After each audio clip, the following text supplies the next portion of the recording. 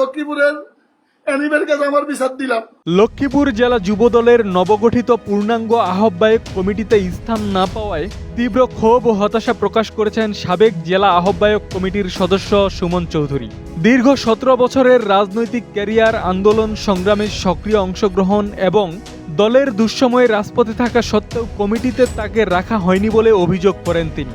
বুধবার 17 জুন বিকেলে সামাজিক যোগাযোগ মাধ্যম ফেসবুক লাইভে এসে দীর্ঘদিনের ত্যাগ ও অবদানের কথা তুলে ধরে স্থানীয় ও কেন্দ্রীয় নেতৃত্বের কাছে বিচার চান তিনি।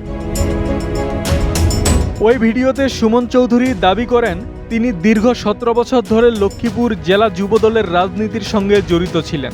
এই দীর্ঘ সময়ে হরতাল, অবরোধ সহ দলের প্রতিটি কঠিন কর্মসূচিতে অগ্রভাগে ছিলেন তিনি। এমনকি পুলিশের ভয়ে নিজ বাড়িতে ঘুমানোর সুযোগ না থাকায় দিনের পর দিন মানবেতর জীবনযাপন করেছেন বলে উল্লেখ করেন সুমন। সুমন বলেন, আমি দলের জন্য ঘাম ঝরিয়েছি, রাজপথে গুলি খেয়েছি।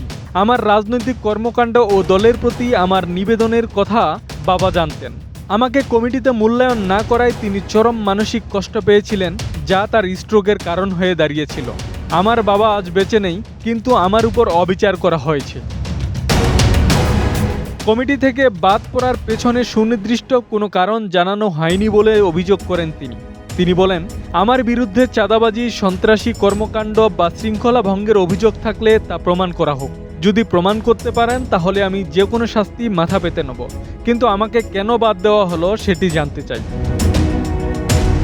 প্রসঙ্গত, সম্প্রতি লক্ষ্মীপুর জেলা যুবদলের পূর্ণাঙ্গ আহ্বায়ক কমিটি ঘোষণা করা হয়েছে। কমিটিতে পদবঞ্চিত হওয়ার পর জেলা যুবদলের তৃণমূল সহ বিভিন্ন মহলে এ নিয়ে নানা আলোচনা সমালোচনা সৃষ্টি হয়েছে। আব্দুস সালাম, প্রজন্ম 24।